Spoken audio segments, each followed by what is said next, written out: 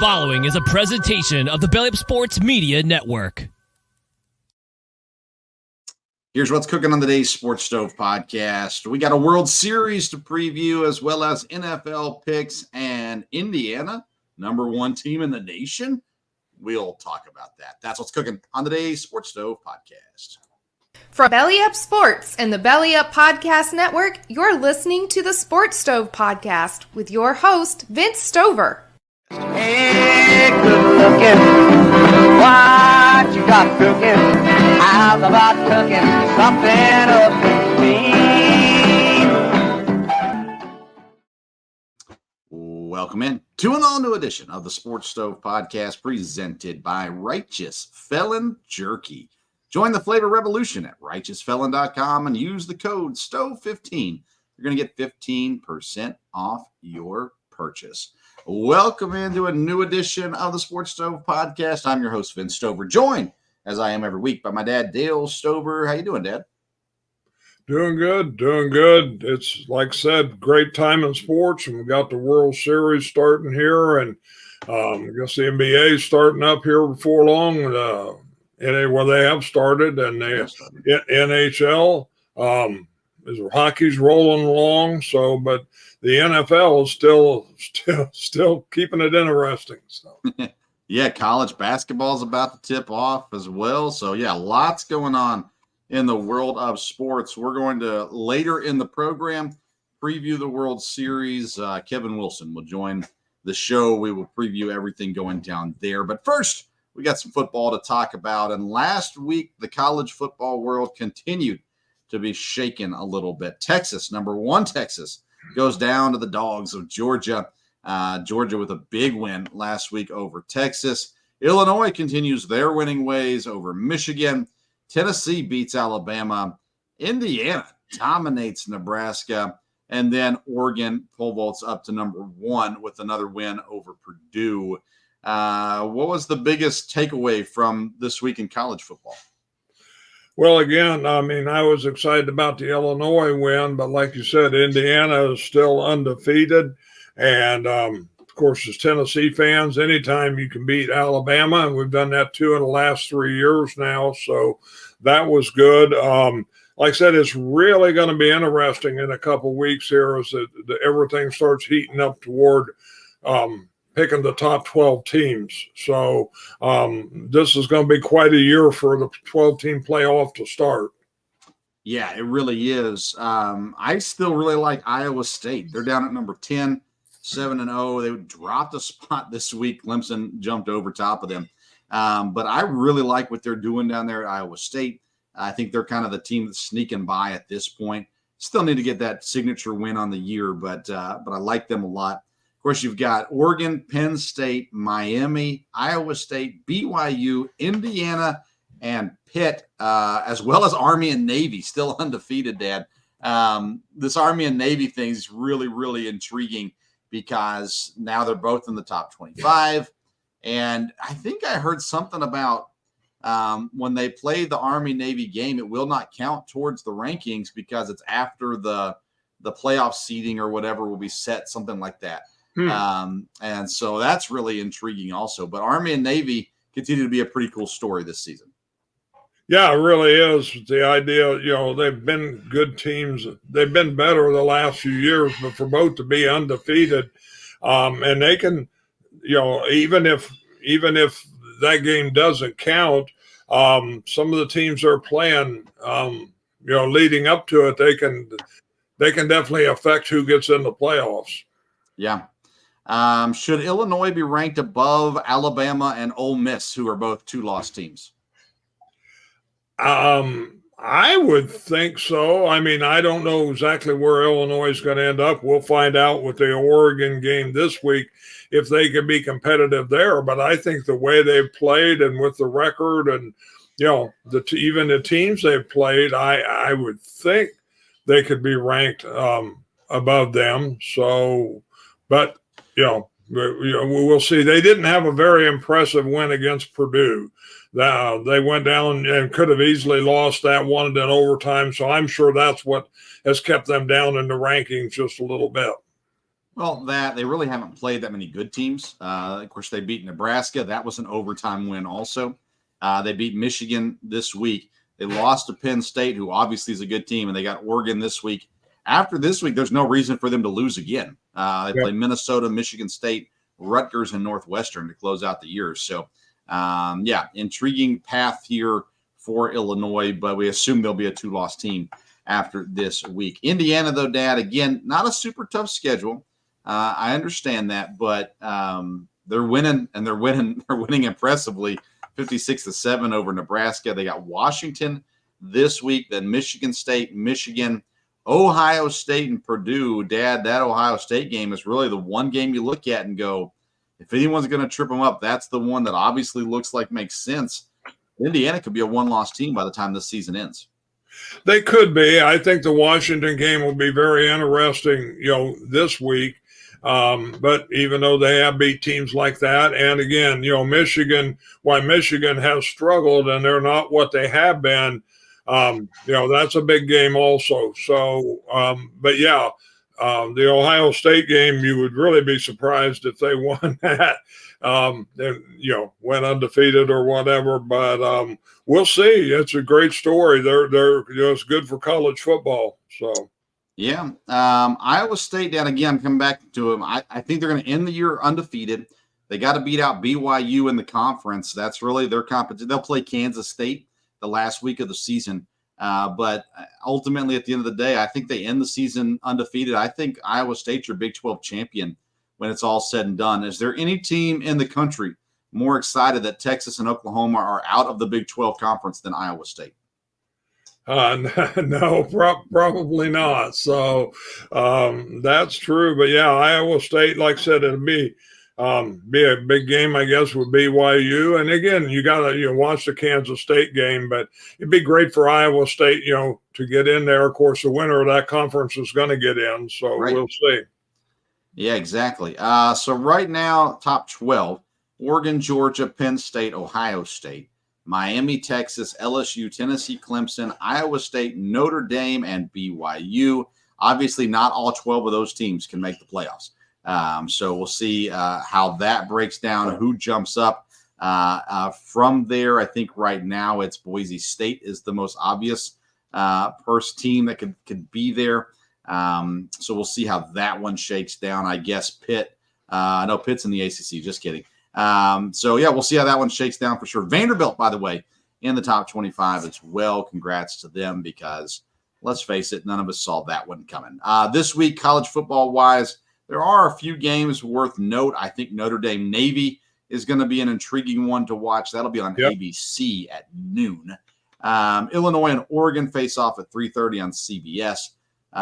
Missouri, Alabama is the SEC game of the week that I could care less about. I don't understand why anybody would be intrigued to watch that game unless you're a Missouri, Alabama fan. But, Dad, the game I'm most intrigued by is number 5 Texas at number 25 Vanderbilt this week.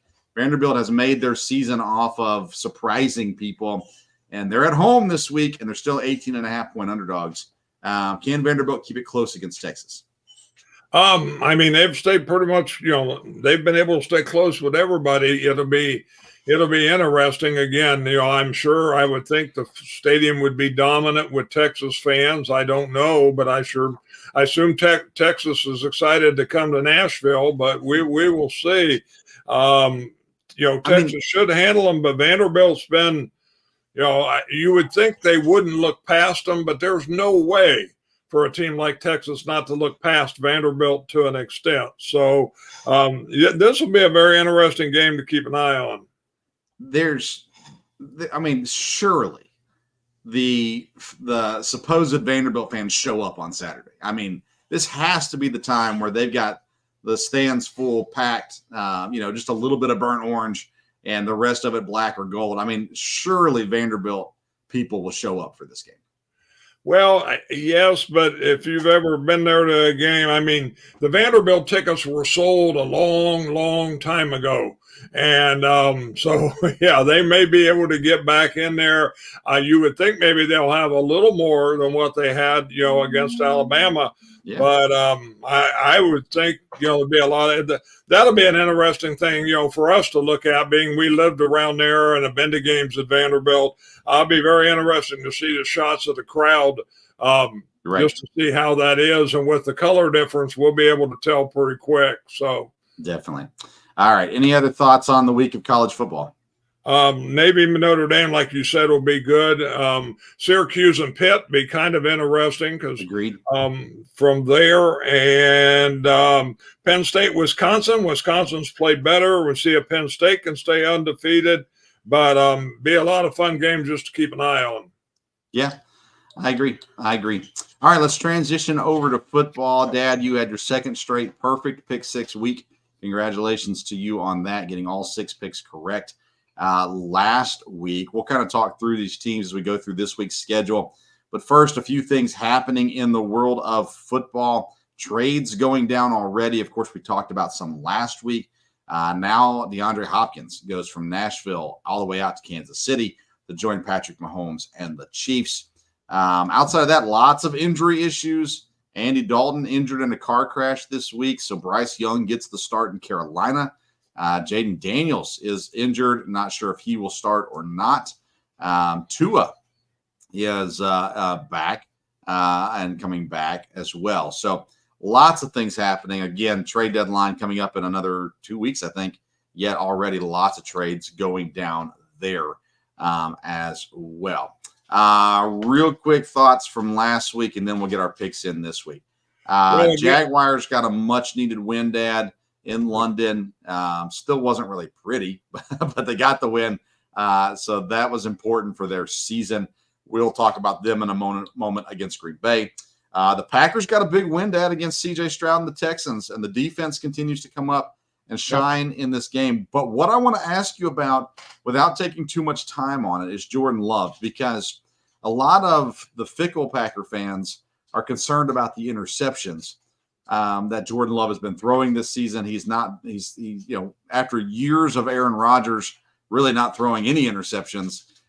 Currently, Jordan Love has 8 interceptions to go with his 15 touchdown passes. We haven't talked about this, so I'm interested in your opinions on the interceptions from Jordan Love. Well, I think, again, I've heard talk about it this week too. I think, again, it's a learning process. This is his second year as a starter. I think it's something that I think the number will go down as the year goes on. I think he'll learn from some of the, chances that he has taken there. And again, a lot of talk in the Green Bay world. You got used to Aaron Rodgers not throwing interceptions, but us that are a little bit older, where there was a quarterback before Aaron Rodgers that threw quite a few interceptions, and things turned out all right there with the Packers and with him at that time. So I think as long as it's not something where they're losing games. Now, again, if the rest of the year he averages 2 interceptions a game, then that's not going to end up to be good. But I think you're going to have a couple games here, with no interceptions. And I think you're always going to have one here or there for the next year or two, just because, again, he wants to make the play. He's got a good arm. He knows he can throw it into coverage at times. And some of the throws he's made into coverage have been unbelievable, and they've worked out. And then some of them haven't. So, a couple of mistakes have been really bad. But overall, I'm not worried about Joe. I'm still glad Jordan Love's a quarterback at this point. So yeah, I agree. That's what I said too. I said how soon we forget Brett Favre. He leads the world in interceptions. Yet he's a Hall of Famer. He's a Super Bowl winner. The multi-interception games are not good. He does need to cut that out. But again, Packer fans are spoiled. Aaron Rodgers was very efficient and did not throw interceptions. So there's that. You take that Minnesota game, he throws 3 interceptions. The Packers win that game, number one, if the field goal kicker could have kicked a field goal. And secondly, if Love doesn't throw 3 interceptions, Packers win that game. So that's the one that hurts. Really, as long as there's a W next to the game, I don't care how many interceptions he throws. And I think he's given the Packers a chance to win more than he is causing them to lose. So I'm okay with it as well as a Packer fan. Let's see here. We'll talk about, Lions, Vikings, really close game. Lions get the win, but Vikings are still looking pretty solid. Yeah, they are, no doubt about it. And that game could have went either way. There's no doubt about it. But the Lions are still good, no doubt, from there. And a couple teams, Baltimore looked really, really good too in their win. So there were several like that. Last team we'll talk about from last week is the Steelers. They dominated the Jets. Russell Wilson getting the start last week looked really good in his return. The Jets did not look good, of course. Rodgers threw 2 interceptions. Russell Wilson, though, 264 yards, 2 touchdowns, 0 interceptions. Najee Harris looked really good, 21 carries, 102 yards, and a touchdown. George Pickens, 5 catches, 111 yards, and a touchdown as well. Outside of Breece Hall, the Jets just could really not get a whole lot going last week. So that game, did you learn more about the Jets or more about the Steelers? Probably more about the Steelers. I think they are for real. I think they're going to be an issue, and especially if Russell Wilson can play like that. Maybe the Jets for some people, but I think I've thought the Jets are in trouble anyhow. And I love Devontae Adams, but I don't think he's going to really turn that thing around. So, yeah. We'll look at the standings. Well, let's go ahead and look at the standings now, I guess, and then we'll get our picks in for this week. In the AFC, the Buffalo Bills lead the East. They're 5-2. The next closest team is the 2-4 Miami Dolphins. It looks like the Bills have that one locked up. Good to go the rest of the way as long as Josh Allen can stay healthy. In the North, what started off really weird has started to even out a little bit. Baltimore now 5-2 on a 5-game win streak. Pittsburgh 5-2, and then the Bengals are 3-4, winning their last 2. The Browns are out of it. And by the way, Jameis Winston, we'll talk about that in a few minutes. But Baltimore and Pittsburgh lead the way in the North. In the South, it's Houston at 5-2, the Colts at 4-3, Jacksonville and Tennessee seemingly out of it. There's a long way to go still. In the West, Kansas City 6-0, Denver with a winning record at 4-3. Chargers and Vegas trail them. In the National Football Conference, the Washington Commanders lead the way in the East at 5-2. Philadelphia now 4-2. Dallas at 500, and the Giants limping behind that. In the North, everyone with a winning record. Detroit 5-1, Minnesota 5-1, Green Bay 5-2, and Chicago on a 3-game win streak 4-2. In the South, Atlanta and Tampa tied up at 4-3. Saints and Panthers seemingly out of the race, both of them on massive losing streaks. And then in the West, Seattle still leads out West at 4-3, with Arizona and San Fran tied at 3-4, and the Rams at 2-4 behind them as well. Biggest surprise in the standings so far is San Francisco being where they're at. I think that's definitely one of them for sure. Washington being up at the top where they're at, that would definitely be another one. So, yeah, I think honestly, I put the Bears in that category too at 4-2. I thought they were an 8-win team, and they still may be, but the Bears have been playing well and winning football games. Lowest scoring team in the conference, but they're also the best defense so far as scoring goes in the conference as well. The Bears thus far, they've had a relatively easy schedule. Titans, Colts, Rams, Panthers. They lost, of course, to the Colts. They did lose to the Texans. Also beat the Jaguars in London. So now they've got Commanders, Cardinals, Patriots, Packers, Vikings, Lions, 49ers, Vikings, Lions, Seahawks, and Packers. So I think they could still be an 8-win team, but so far, impressive. And then, I think the 49ers, that's a great point. They're being that bad, even with McCaffrey out, just does not make sense. Now they're losing Ayuk for the season as well. You're getting in new quarterback territory down there in San Francisco, especially with Brock Purdy on the cheap end of things right now.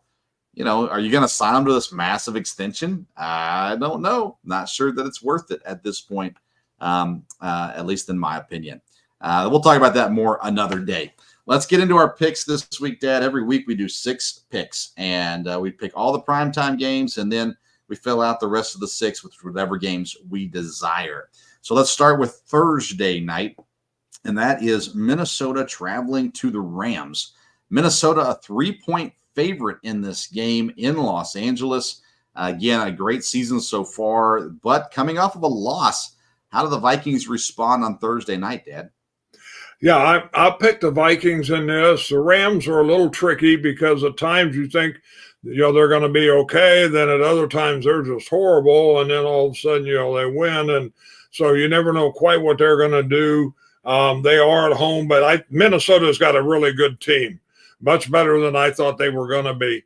And I don't think they're going to fold up and go away. They're well coached, so they should win this one.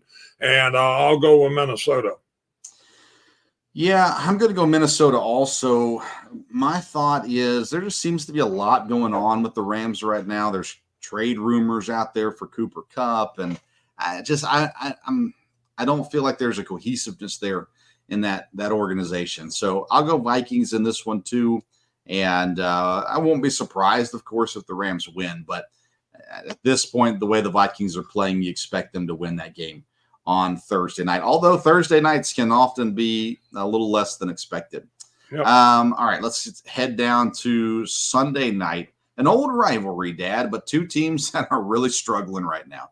The Dallas Cowboys at the San Francisco 49ers. As we just said, the 49ers are now without Brandon Ayuk. They're banged up more than that, too. Deebo Samuel only played 4 snaps because of some kind of pneumonia or something going on there. Christian McCaffrey is off in Germany getting treatment or whatever he's doing. I mean, and then you got the Cowboys, and I mean, you can't trust the Cowboys as far as you can throw them. But right now, I don't know that you can trust the 49ers either. So San Francisco is a 4-point favorite at home this week. Which way are you going with this one? Yeah, I mean, if there's ever a game this week where both teams really need to win, it's this one. But I'll go with San Francisco, but just because of the defense. Like you said, Dallas has struggled. Some people have really beat Dallas bad, and I don't know that San Francisco is going to do that because I don't know that they can score that much. But they're at home, and with their defense, it's a tough one, but I'll pick San Francisco at home. Okay, I'm going to go Dallas. I did not look up the stats, but McCarthy has a really good record, I believe, coming off the bye week. And I forgot to look that up beforehand, but I'm pretty sure, if my recollection serves me correct, that McCarthy's record coming off the bye week is really, really good. So I'm going to go Dallas in this one. I feel like their team is a little bit more complete over San Francisco right now. But again, this is a coin toss for me. I'm not sure where this one's going at all. Monday night is the Giants and the Steelers. Not sure this game is going to draw a whole lot of viewers, but Russell Wilson coming off the big win. He's a 6.5-point favorite at home. Do you go Steelers or Giants? I'll go Steelers. The Giants do surprise every now and then, but the Steelers have been solid. They're at home, and it's on Monday night. And, they've been ready to play most every week. So I think, to me, you got to pick Steelers in this one. Yeah, I don't know, unless you're a Giants fan or just trying to make some money on this game, I don't think you could pick the Giants. So I'll go Steelers as well. They looked reinvigorated last week for sure. All right, that's our 3 primetime games. Now let's get into our other 3 games, Dad. Who's going to be your first pick for game number 4 this week? I will pick the Lions over the Titans. I think that's a pretty safe pick. The Lions are at home. Titans are kind of getting rid of people. And, Detroit's look solid. So I'll pick Detroit over the Titans. Yeah, Titans, you said it, have been trading some people away. There's kind of this mindset of let's just, let's tank. Let's get a good draft pick and try again next year. The Lions, on the other hand, again, are a very solid team. I like that pick. I think that's a smart pick for sure. I'm going to go Kansas City, Dad, on the road over the Raiders. Chiefs, again, undefeated. I don't think they'll finish out the year undefeated, but I just can't see them losing to the Raiders, who just signed Desmond Ridder, by the way, because Aiden O'Connell's out for the year. So they'll go back to Gardner Minshew, I'm sure, this week. But I'm still going to go Chiefs over the Raiders this week. Your thoughts on that game? Yes, and that was one of the games I picked also. So I'll take Kansas City over Vegas on that. And, I don't see Vegas. Kansas City is just really, really strong, and I don't think they'll have a letdown. I mean, the Raiders and Chiefs, a lot of history there in a division game, but this year the Chiefs should just be too much for them. All right. Let's see here. So that's 5 games for you. My 5th game is, man, there's several that I really want to pick this week that I'm just a little nervous to pick. So one that I'm not nervous to pick is Baltimore. They're playing Cleveland. They're on the road at Cleveland, but my goodness. Now listen, I love Jameis Winston. I'm a believer in Jameis Winston. Baltimore is too good. My thoughts on this game, Dad. I think that the Browns, who are right now 8.5-point underdogs, I think the Browns lose by 3 points this week. I think it's a close game, and I think that people go away from this week going, I wonder why they didn't go to Jameis Winston a couple of weeks ago when this game's all said and done. Ravens still win. That's my pick. Your thoughts on that game? Yeah, the Ravens ought to win, and I think they will. I was going to pick this game, but I got a little scared when Jameis Winston starting. And at Cleveland, if there's ever going to be the thing is, Baltimore is just really solid and they're well coached. So they're a hard team to sneak up on. But, if there's ever going to be a game when, there's going to be a change and people are going to rally. And I know your friend says don't ever bet on the team that's going to rally and be excited. But anyhow, I think Baltimore will win, but I changed my pick and I went away from this game. Okay. But you're still picking the Ravens, just not in your pick 6. Do what? You're still picking the Ravens, just not in the pick 6. Oh, yes. Yeah, the Ravens to win. Yeah, I think you got to go that way. Okay, so I'm guessing your 6th pick is a homer pick? It is. It wasn't going to be, but I decided the next safest one was the Packers over Jacksonville. I think the Packers are ready to play. I think they're coming in the right direction. Jacksonville's coming off a win. They've been gone out of the country for a couple weeks. Yeah. And again, I think Green Bay is they're a better team than Jacksonville, and I think they'll play that way. You never know. The kicker used to be at Jacksonville, so he should be ready to go, and we'll see. Yeah, I think Jacksonville coming home from 2 weeks in London, I just don't think it bodes well for him, no matter who they were playing. So I think Green Bay is a really good team. Obviously, I think the Packers win this game also. I'm not going to pick them in my pick 6 this week, and I've got so many options here, Dad, that I want to go to. I mean, Washington over the Bears, Tampa and Atlanta is going to be a fun game. Houston and Indianapolis should be a fun game. And the game I'm kind of fighting with, though, Dad, is the Jets and the Patriots. This seems like one of these games that could be just demolishing to the Jets. Drake May could come in here and have the game of his life, and all of a sudden everyone's going, oh, how about the Patriots? And then there's all this hate on Aaron Rodgers and all that kind of stuff. But I just can't do it. I'm going to go Jets over New England on the road. I just think Rodgers is still too good. And I think another week with practice, with Devonta Adams there, a full week of practice, there's a lot of talent there in the Jets organization. They will get a new coach at the end of the year. But ultimately, Dad, I think the Jets kind of rebound this week because New England's not very good. But, boy, if they pull this one off, it'll be an exciting time in New England. Your thoughts on Jets versus Patriots? Yeah, I agree. I think you have to pick the Jets in this one, like you said. But New England, you really want to pick them because they could really have a game here. I don't think the Jets are turning their season around, but like I said, they should be a better team. If they lose this one, oh boy, And, we may have another interim coach here coming up for long, so we will see. And they very easily could lose this. Like I said, it's at New England. It's a division game, and there's a lot of history here. But if I had to pick, I guess I would pick the Jets, not real confidently. Sure. Yeah, I agree. All right, let's run through these other games here. Houston is hosting Indianapolis this week. Again, another division game. Houston has been the better team for sure, but the Colts are right there on their heels. And one thing we've seen about this conference is it comes down to the last week, it seems like, every year for them. Houston, 5-point favorites at home. I trust Houston more, so I'll pick Houston. Which way do you go in this one? Yeah, I would pick Houston at home.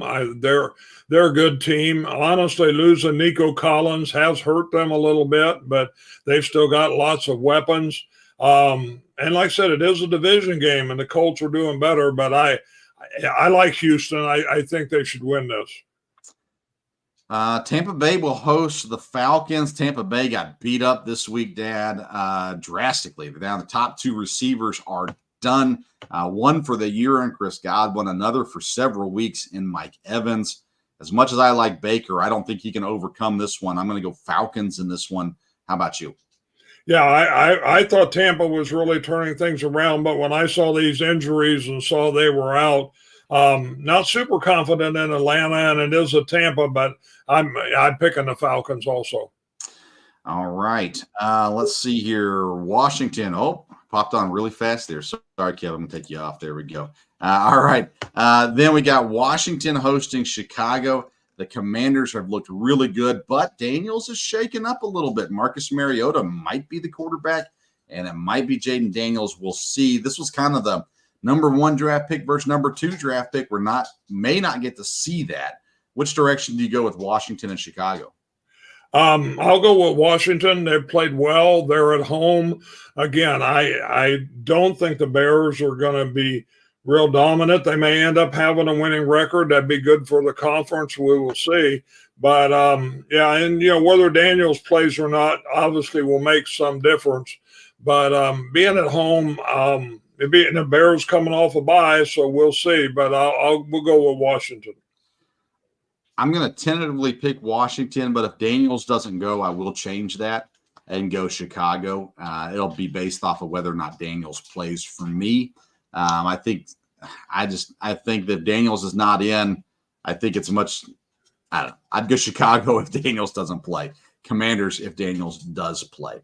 Miami hosts Arizona this week, and Miami, of course, has been through a tumultuous time without Tua at quarterback. The Cardinals, again, very underwhelming so far this year. So which direction do you go with Miami and Arizona? Yeah, both of them have been underwhelming. I'll go with Arizona, even though it's at home with Miami. So we'll just see if Arizona can keep winning. Yeah, I'll go Arizona in this one too, Dad. At this point still, that's where I'm going. Chargers host the Saints. Saints have looked ugly since their first 2 wins, going 5 straight losses. The Chargers have not looked pretty, that's for sure. Which way do you go here with Chargers and Saints? Well, I'll have to go with your Chargers this week, so we'll pick them. Yeah, I'm with you on that one as well. Let's see here. Buffalo. No, we're going to come back to that one. Philadelphia travels to Cincinnati. Philadelphia, the record is good, but definitely they've had their issues this year. Cincinnati, the record is bad, but of course they've had their issues this year. Cincinnati is a 2.5-point favorite at home here. The Eagles coming off of kind of an emotional game in Saquon Barkley's game against the Giants. Can they maybe have a little bit of a letdown? You wouldn't think so. How do you feel about Eagles and Bengals? Again, I'll go with the Bengals on this one. I think the Bengals are trying to turn their season around, and they're at home. Philadelphia, struggling a little. But again, both teams need to win this one. But I just got to, again, I guess I live here in Bengal area right now, so I'll go with the Bengals at home.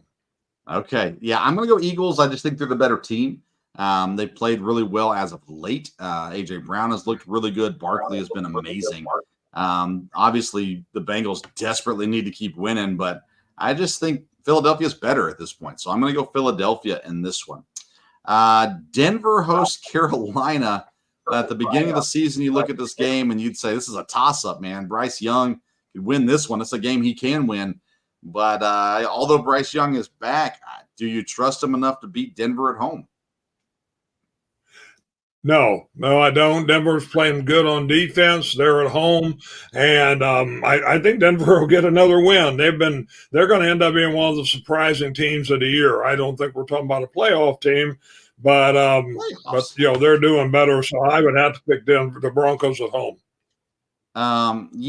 Listen, the Broncos are 10-point favorites in this game, and I don't think they win by 10, Dad. As a matter of fact, I might even go as far as to pick the Panthers in this game, which I know sounds absolutely ridiculous considering how the Panthers have played this year. I think the Panthers, let's see here, they scored 24 against Cincinnati. That's the best game they've had this year. 31 against that's preseason. So yeah, I don't know, Dad. There's just something about this one I'm going to go Panthers in this game. No logic behind it, just simply picking the Panthers. Well, why? No one knows.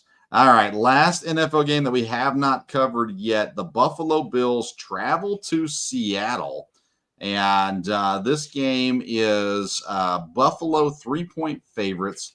Of course, they've played really good. They had a big addition to with Amari Cooper coming to town last week. How do you feel about Buffalo at Seattle? Well, again, both these teams are leading their division right now. Seattle's been a little bit of a surprise, and I know we have our Seahawk fan coming on with you next here, but I think Buffalo's just playing well, and I think the addition there, giving Allen another target has really helped. And I think Buffalo will win this one. But again, Seattle's at home, and Seattle's won some you wouldn't think this year. So to me, that'd be kind of an interesting game to keep an eye on. But I would have to pick Buffalo. So I wouldn't say I'm surprised that Seattle is 4-3. I'm surprised they're first in the division. But that's because I expected San Francisco to be good. They beat the Broncos. They beat the Patriots. They beat the Dolphins. Then they lost to the Lions, the Giants, and the 49ers before beating the Falcons last week. Looked really good against the Falcons last week.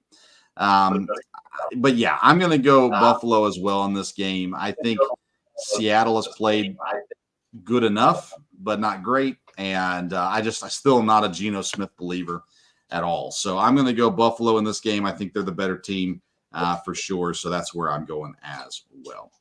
Dad, you've been undefeated the last 2 weeks on your pick six. Now you've got Vikings, 49ers, Steelers, Lions, Chiefs, and Packers this week. I'm sure you're feeling pretty confident to three-peat it now as well. Any other thoughts, Dad, on football or anything else you want to discuss before we say goodnight to you and hello to No, I think that'll do it. Again, the Predators finally got a win, had a shutout last night, so I can finally hold my head up about hockey again, but nope. Got the World Series starting this weekend. That'll be great. I'll be happy to listen to you guys about that, even though I know who's picking what. And but again, should be a great week in football, college and pro.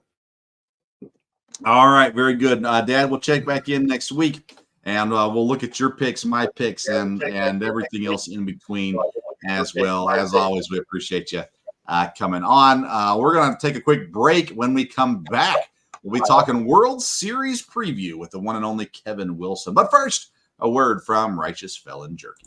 Say hello to America's most wanted craft beef jerky. Over 15 flavors with all kinds of character.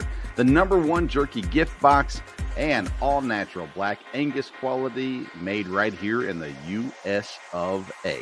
Taste the flavor revolution at righteousfelon.com. Use the promo code STOVE15 at checkout. That's righteousfelon.com. Promo code STOVE15 at checkout.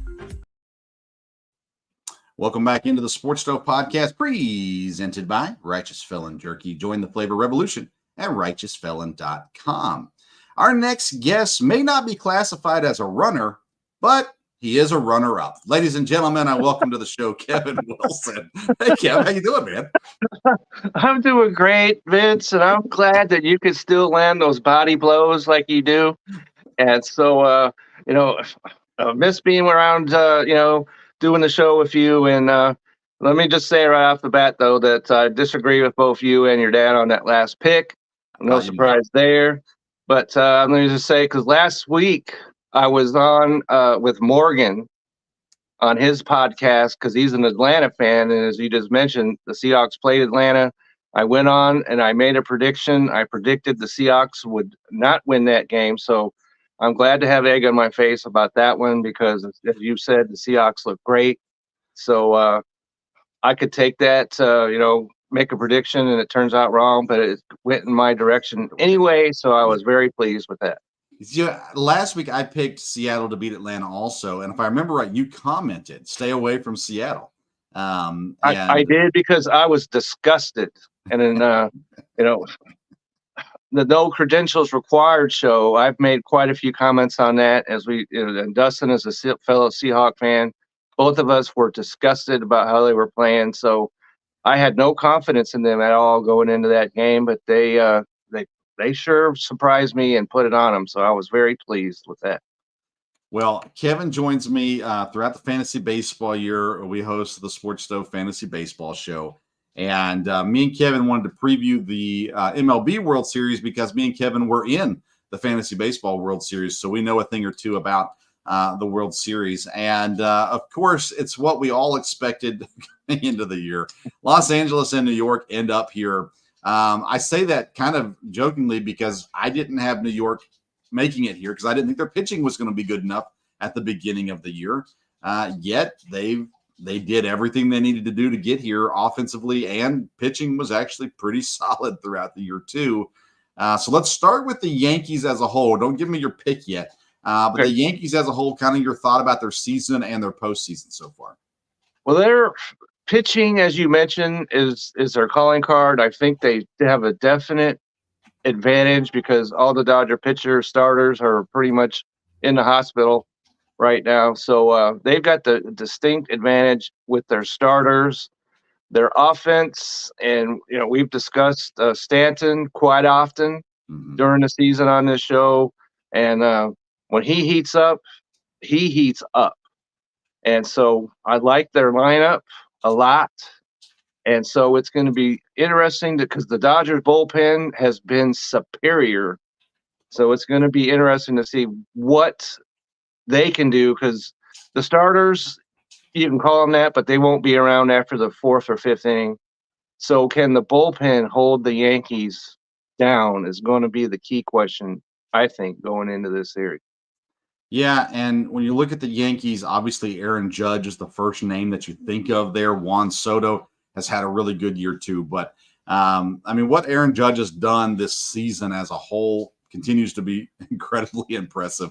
And although his postseason thus far has not been spectacular, do you expect it to stay that way, or do you expect him to show up here in the World Series? Well, during the season, remember, he had like 2 weeks where he didn't hit a home run. Then all of a sudden, he blew the doors off the place and hit like 5 of them in 3 days. And so he's a guy that you have to be concerned with, obviously, because he might be, we could talk about Ohtani, which I'm sure we will, but when it comes to offense, there isn't a guy that in the batter's box that you're more concerned about than him. And so I don't expect that he's going to hit 167 or whatever it is that he's done in the postseason. So he's going to be a key. Stanton can cool off just as fast as he gets going. So it's Aaron Judge.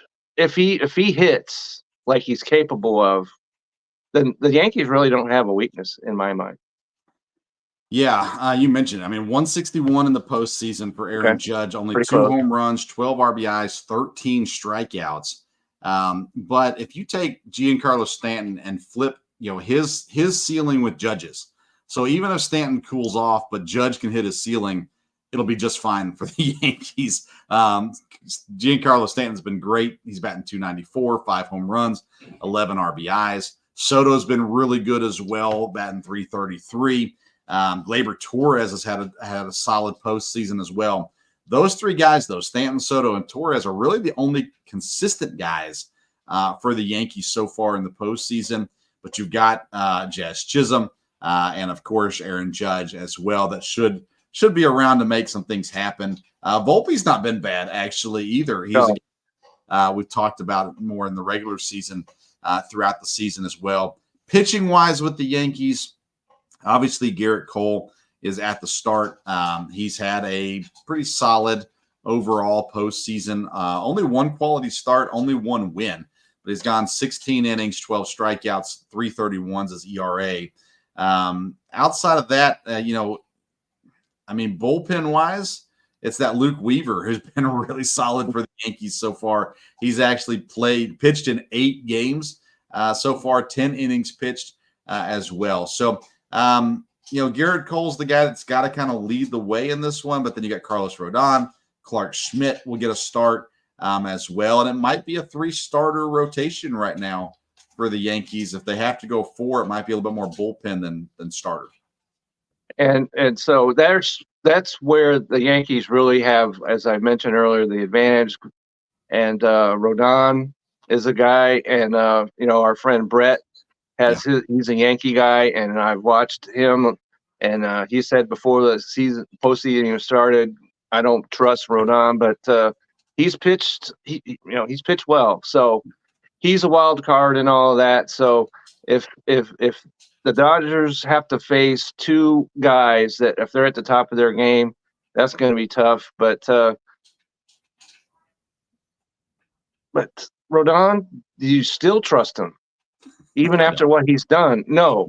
The answer to that is no. Yeah. So we'll see what happens. He's going to go game 2, and if the Yankees want to maintain some kind of superiority, those 2 guys need to bring it, and in LA, because they've got the home field. So those first 2 games, the Yankees need to show pretty good, I think, to have a serious shot at this.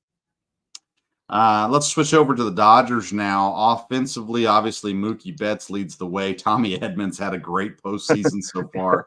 Shohei has been good.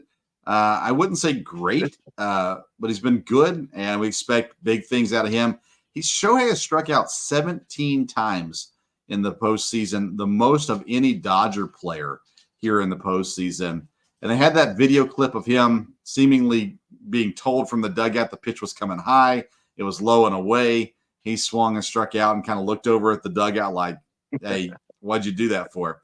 As well. But then you got guys like Teoscar Hernandez, who has shown flashes of his old self at times. Kike Hernandez has had moments as well. He has. So, offensively for the Dodgers, what's your expectations? Well, my expectation is because the Dodgers just set the record for the most runs in a NLCS, and that was only in 6 games. So, and they got nothing out of Will Smith until game 6. And so if he shows up, and Tommy Edman, and we could talk all this about how the Dodgers spend money and blah, blah, blah. And it was really interesting to me when this was decided, the Dodgers beat the Mets and we're in the World Series. All these people come out of the woodwork talking about, oh, it must be nice to buy a championship. But the Dodgers made 2 trades, Tommy Edman being one of them. Mm-hmm. And they got him for a case of soda. Okay. Yeah. And so any team could have had him, but the Dodgers got him.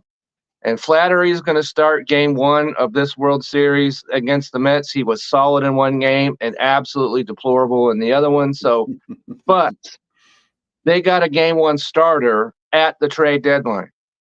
Other teams could have had him and didn't do it. So it's not just because they spend money. And the Mets, by the way, had the highest payroll in all of baseball. So having them in there would have not helped your, saying that we're buying a championship, because the Mets had the highest payroll of any team. And that discounts the fact the Yankees haven't won since 2009. Dodgers have won World Series since 1988. So buying a championship, it's a myth. Okay, it doesn't work in baseball. In the last 10 World Series, you have 9 different teams that have won it all. So no other sport can match that. So can we please dispense with this ridiculous idea that the Dodgers and Yankees bought this world championship, because it simply is not true. Fair enough. I think that's a valid argument for sure. When you look at the pitching side for the Dodgers, you've got 2 guys who started 3 games in the postseason. Yoshinobu Yamamoto. He's gone 12 innings. He has 11 strikeouts, but he's got a 5.11 postseason ERA. Jack Flaherty, who you brought up, who's starting game 1, went 15.1 innings, 8 strikeouts, 7 walks. He's got a 7.04 postseason ERA this season. Then after that, you've got Walker Buehler, started 2 games. He's got 6 ERA. So the pitching is going to be the issue, right, for the Dodgers. Absolutely. But as I mentioned, starters are kind of like a fairy tale. Okay. They don't exist really. And even when they're on their game, because Yamamoto was pitching well and they took him out after 4. And so then that's the Dodgers prescription right now. There isn't any Sandy Koufaxes that are coming out of there and pitching a 9-inning shutout or any of that stuff. 5 innings at max is all you can expect out of these guys. If they get that, turn it over to the bullpen. And that's like I said, that's the key to this whole series, the Dodger bullpen. And the Dodger lineup, as you mentioned, is solid. And that's with Freddie Freeman being hobbled. Right. And so, like I said, they set a record for the most runs. And that was a very uncompetitive National League Championship Series, even though it went 6 games. The other one was much more, even though it was a 5-game series, but you had back and forths and walk-off home runs, and Game 3 was probably one of the best baseball games I've ever seen. But in the National League, it was like 6-1 before you even knew what happened. Right. So either way. So if the Yankees, of course, they got to hold down the Dodgers, which is tough to do. Mm-hmm. You can't let these guys get rolling, because once they're rolling, then it's 8-1 all of a sudden. So bullpen for the Dodgers, and you mentioned Weaver, and the key to him is he can go more than an inning. So if the Yankees have the lead, like let's say 2 outs in the 8th, they can bring him in, and so I really like him for them. So it's going to be a very competitive World Series, and I'm really, really looking forward to this. If you don't want to watch it, that's fine with me. I will be watching. You can be sure of that. Yeah, I'm looking at these stats for the pitchers. Any chance of going more than 6 innings or more is Jack Flaherty in game 1. He's the only one, and that's only if he's on it. Yamamoto hasn't pitched more than 4.1 innings so far in the postseason. Buehler, he's maybe a 3-inning guy, at this point. Again, if he's all of a sudden shows up, that's one thing. But in that bullpen, Blake Treinen is leading the way. There are 11 strikeouts over 8 innings, doing his job for sure. Evan Phillips has been pretty solid as well, allowing 0 earned runs over 6.2 innings, 6 strikeouts. And then Michael Kopech, another guy who came in as a trade. He's gone 5 innings, 7 strikeouts, and 1.69 ERA. And if I remember correct, he came over from the White Sox, right? That's right. And that's, he's got to feel like he's escaped from deep in the jungles, with the snakes, and because that was complete quicksand that was going on over there in Chicago. Now here he is in the World Series, and he's another guy. Any team could have had him, but the Dodgers made the moves and got him, and they have a farm system that is one of the better ones, so they can make these kind of moves. And the Yankees themselves are not the Yankees of old where, Steinbrenner was bringing in all these free agent pitchers and hitters and everything else. They also have a farm system that can make trades now. So, yes, they've got money. Of course they do. But as we just talked about, money does not win a championship. These other moves are the salt that brings it home to me. All right. So coming into the World Series, the Yankees in the postseason are 7-2. They beat the Royals in 4, and they beat the Guardians in 5. Then you've got the Dodgers, who are 7-4, beating the Padres in 5 and the Mets in 6. Both teams have had a decent amount of layoff, though, coming into this World Series. And I appreciate the World Series for doing this. I think that's the right way to do it. That being said, again, we're not giving picks just yet. But who do you think comes in the better situation based off of health, roster, and the path to get here to the World Series? I think the Dodgers have the path because they have home field, and that's a big deal. Even though this may not be as big a deal as it has been in the past, but they win when they need to at home. They bring on so they've got the home field. So the Yankees, of course, going to have to steal one. So I like how the Dodgers have home field in this, and I like how baseball has gone away from, we're gonna the world, the All-Star game gets the home field or whatever else. We're gonna rotate or whatever. The Dodgers had the best record, so they've got home field. That's how it should be, and so I like that. And when it comes, that's the advantage the Dodgers have to me, because they don't have the advantage lineup because they both got good lineups. The Yankees have the advantage at starter, but the Dodgers have it in the bullpen. So there's all kinds of different ways you can look at this, but the Dodgers have home field. So I think that's going to be key That's for the them. advantage. So how many games and who wins? I am going to say Dodgers, and it's not just because I'm wearing my Dodger jersey, okay? But I've been a Dodger guy since a sophomore year in high school, so I can't abandon that now. But I think that if Freddie Freeman is anywhere close to being healthy, and I have not seen that as being a real possibility, but if he is, I say the Dodgers win it in 6. If he's not, I think it goes 7, and the Dodgers wind up winning in 7. Okay. So the way I look at it is I think the Dodgers have the better manager. I think the Dodgers have the better offense. I think the Yankees have the advantage on the pitching.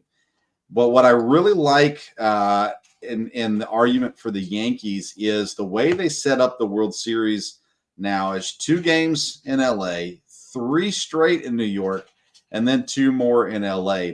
I think that's 3 straight in New York is dangerous for the Dodgers. So even though the Dodgers have more home games, I think that 3 straight home games is more important than 4 total home games. I really don't trust the Yankees coaching. I just don't think strategy-wise and stuff like that. So this one's a hard one for me because I think there's weaknesses that are glaring for both teams. But just that way the series is set up, the 3 straight home games, I'm going to go Yankees, and I'm going to go Yankees in 6 because I think they can steal one of the first 2 and win 2 of 3 and then get that 6th game too. So I'm going to go Yankees in 6 on this one, but I think we have potential to be set up for a really fun series. I think we also have the potential for it to be a really just kind of ugly series because of the pitching situation as well. So I know that's not sounding like I'm firm on anything, but I'm going to go Yankees in 6 on this one. Okay, that's fair enough, and I think you are absolutely right. All these games kind of like teeter on the brink of being just like the Mets series, where it could be 10-2 by the 5th. Yeah, and so, but also it could be 4-3, and but And they're Juan not. The Soto up the bat, Yankees or are Aaron not. Judge up the That's bat in right. the bottom of the ninth, or Yeah, but Shohei the Ohtani Yankees up the are bat. not Yeah. facing. And let's face it, Eric Clase from Cleveland melted down twice in that series, and so that was, he was the leader in saves in baseball this year, and for him to burn up like that, and the Guardians had no shot whatsoever. Right. So they're not facing any of that. The Dodger pitching staff, the relief pitchers can hold their own, and they're not going to be intimidated by these other guys. And so I think it could go either way. As you mentioned, it could be 10-2 or it could be 4-3. But so better strap in, because you don't want to be late to these games, because just to see how things start developing, and it could be out of control, later. So you definitely want to show up and see how things work out earlier in the game. I agree. So game one is on Friday night, and you catch these games on Fox. And to me, there are a few more nostalgic things for me than turning on the World Series at night.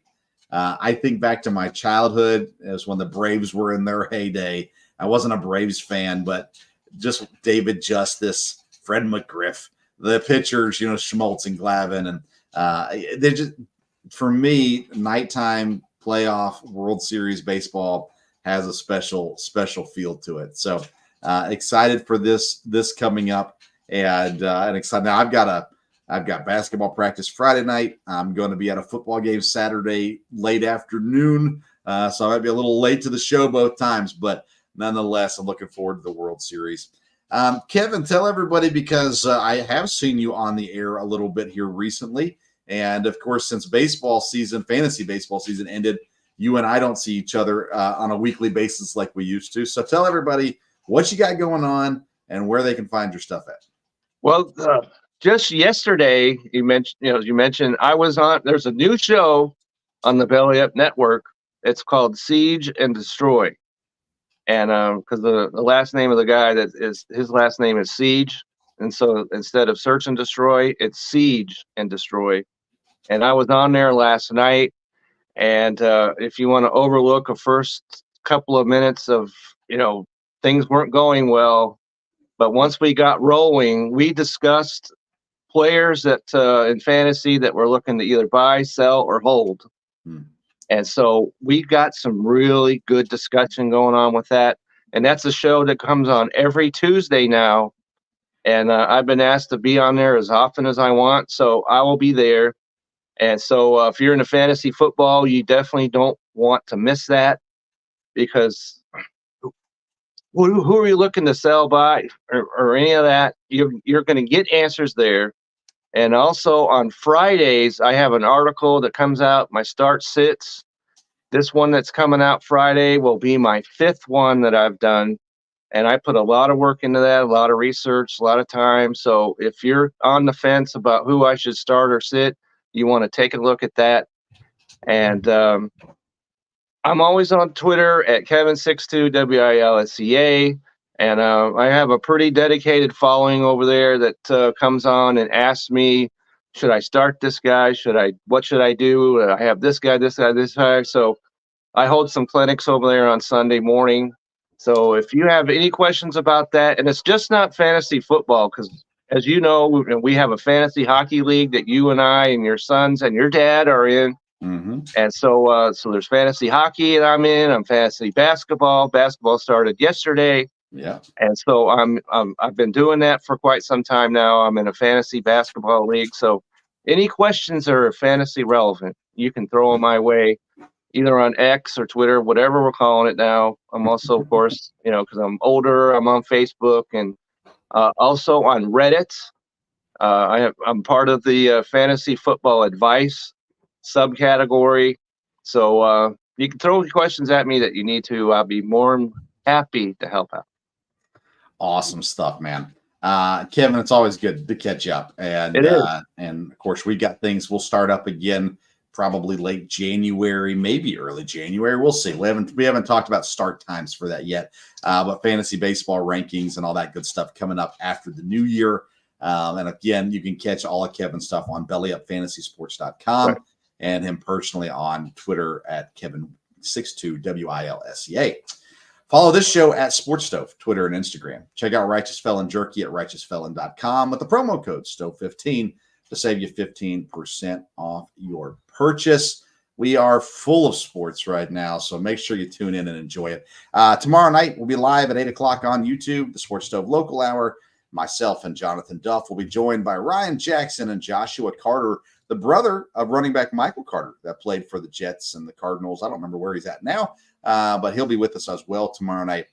And then next Wednesday, me and Dad right back here for the Sports Stove Podcast. Thanks for tuning in to tonight's edition of the Sports Stove Podcast. Until next time, we'll see you around the Sports Stove.